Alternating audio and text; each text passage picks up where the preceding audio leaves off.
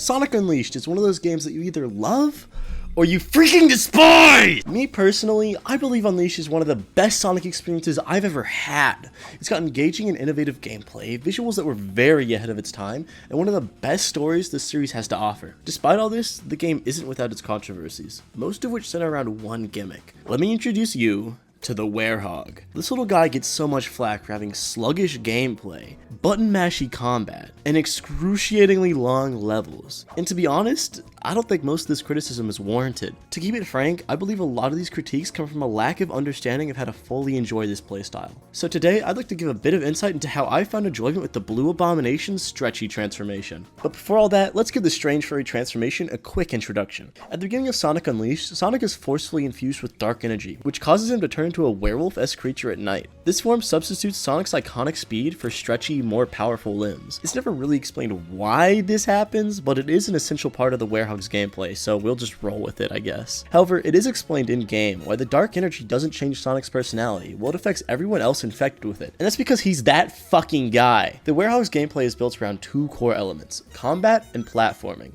Let's start off with the former.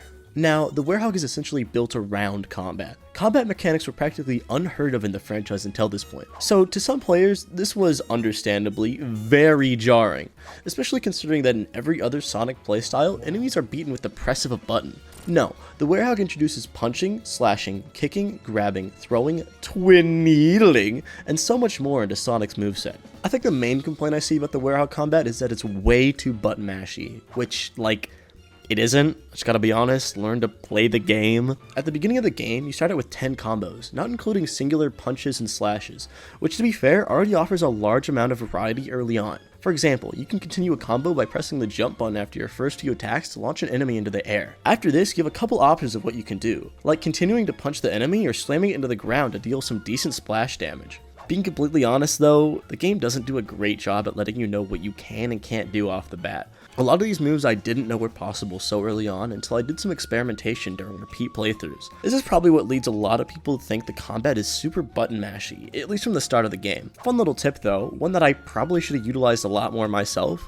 In the pause menu, you're able to browse through every combo you've unlocked so far. This tab shows you what the move looks like and the button mapping to perform it, allowing the player to easily understand what each ability does. This becomes especially useful once you've played a lot more of the game and unlock a lot more of the combat abilities. As you progress through the game, the enemies gradually get more and more difficult. Obviously, that's just good game design. To counter this, you'll want to learn as many new combat abilities as you can. Mashing X and Y randomly will only make things more difficult and challenging. Attacks like the Werewheel Rush and Wereclap allow you to attack a large group of enemies all at once, stunning them in the process, while attacks like the Unleashed Knuckle Sandwich do heavy damage and break an enemy's guard.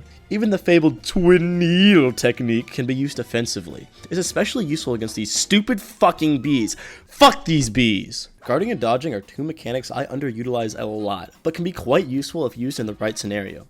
Level up your shield enough and you can even tank the blast from the annoyingly strong Eggman Land Titans. In a similar vein, grabbing and throwing are another part of the Werehog skill set I constantly forget about. Both these abilities are great for dealing with smaller enemies, like the floaty fucks whose names I can't be bothered to look up and the stupid fucking bees! Hi Seymour! My cat just showed up on my chair, he's chilling. Hi Seymour, I love you. And hey, even with all that, if you're still not a fan of the Werehog's combat, guess what? A majority of it isn't actually mandatory. I see so many people complain about how the game throws so many combat challenges at you and they're all a slog to get through. But, watch this. Not that fucking hard now, is it? Sure, it's very advised that you fight most of the enemies you come across. Gaining more XP generally makes the game easier, but the option is there to skip fights for a good amount of the encounters. The Werehog's combat really is a lot more fleshed out than some people are willing to admit. Regardless of your opinion on it, I think it's fair to say the team put a lot of thought and care about how the Werehog fights, and they succeeded in making something substantial for the series' first attempt at proper combat. But combat isn't the only thing the Werehog offers. Let's now discuss the platforming. The main complaint I see about the Werehog platforming sections is that it's just too damn slow, and yeah, comparatively to the daytime stages where Sonic is quite literally blasting through the stages like a fucking maniac, the Werehog levels are for sure a huge change of pace. That being said, the platforming is still pretty fun and can still be done pretty quickly, if you know what you're doing. Now, I'd like to show you a little trick I learned from a wise ancient sage that allows me to make platforming just a little bit quicker. You know these sections where you have to slowly trudge across a very slim bar floating hundreds of feet in the air? Well, if you just jump off, grab on, and fling yourself in the air, you can make these sections 10 times faster and 10 times more fun. Of course, this only works if you can actually grab onto the edge. Some bar sections you can't do that, and I'll give it to you, that sucks. But this little trick makes the parts where you can all the more fun. Another trick that I actually recently discovered and that I don't ever hear anyone talk about is that when grabbing multiple ledges, poles, or rods, you can just hold down the grab button, it'll do it automatically. Even if the crosshair appears for a few frames, you'll grab on without failure. I cannot express how many times I've died on the platforming segment because my stupid ass fingers couldn't react fast enough to grab onto something. So this trick has done me wonders.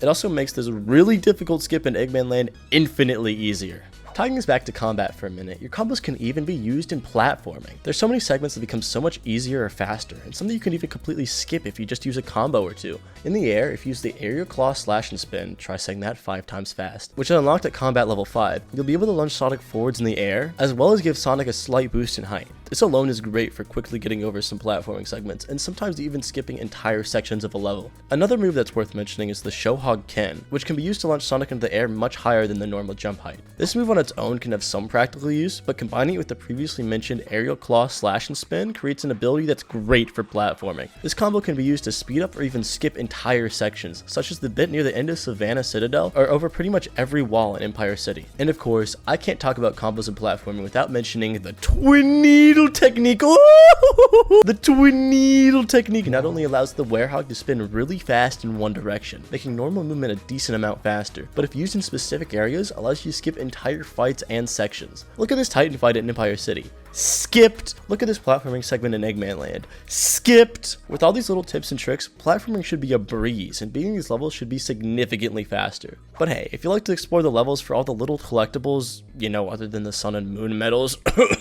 that's still always an option, and it might be even more fun with these tools at your disposal. I think my favorite thing about the Werehog is that it honestly, at least for me, gets better every time I replay the game. I feel like I'm always learning something new about how he plays, or figuring out a new trick to get my times even faster. It's honestly great. Sonic games are meant to be replayed in order to master level layouts and controls, and in my opinion, the Werehog lives true to this idea.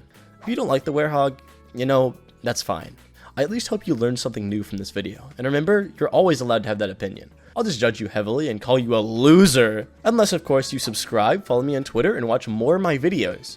If you don't, I'll use the twin needle technique on your family. The giraffe would shame you forever. Okay, that's enough.